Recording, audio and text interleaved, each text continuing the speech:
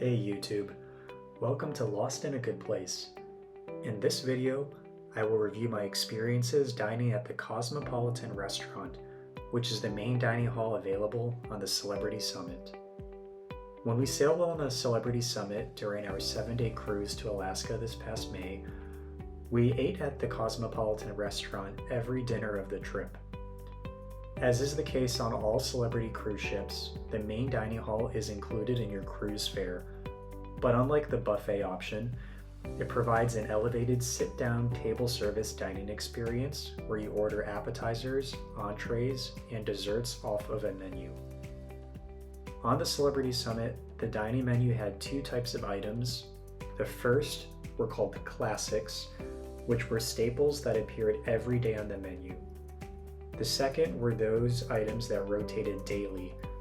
I thought that this was a good system because, in my opinion, if you like a particular classic, then you can have that every night of your cruise should you do so. But if you're the type that likes variety, then there's enough newness on the menu where it's hard to get bored eating at the Cosmopolitan for a week straight. In terms of the quality of the food, it was quite good. The price was somewhere between what popular review sites like Yelp classify as $2 signs versus $3 signs, meaning if you were to eat the equivalent food on land, then a 3-course meal would probably run you about $55 to $60 before tip. I will say the portion sizes were a little small, but there is no restriction on the number of appetizers, entrees, and desserts that you can order. In fact, we consistently ordered 2 appetizers, 2 entrees, and 1 dessert per person per meal. And looking around at the other tables, many people were doing the same. In terms of the speed of service, you can be out of the restaurant as quick as an hour, but you should probably budget for 90 minutes to accommodate for a particularly busy service. We noticed that a single waiter or waitress can serve up to 8 tables at a given time, so they're often not immediately available for requests. So if you're under a tight time budget, then I would recommend resorting to the buffet. In terms of the variety of food, we were very pleased. Every night there was an option of poultry, beef, or pork, typically a seafood option, and either a vegetarian or vegan option. The seafood options were plentiful in particular, possibly because Alaska is quite known for its seafood, and I felt like the head chef on the cruise ship wanted to tailor the menu to the Alaska destination spots. It's worth noting that allergens are not listed explicitly on the menu, so if you do have an allergy, you'll have to check with the waitstaff before ordering your food. The service was top-notch.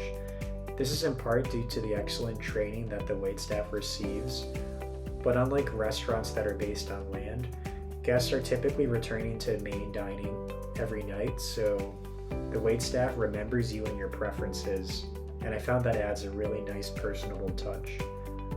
In fact, they'll attempt to seat you with the same waitstaff exactly for this reason. In terms of add-ons, you can definitely spend a whole week eating dinner at the Cosmopolitan without spending a single extra cent.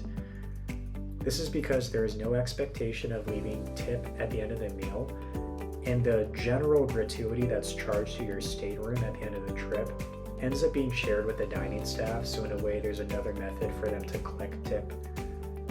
If you do, however, want to splurge on added costs at the Cosmopolitan, then a sommelier is readily available to serve you wine at a cost.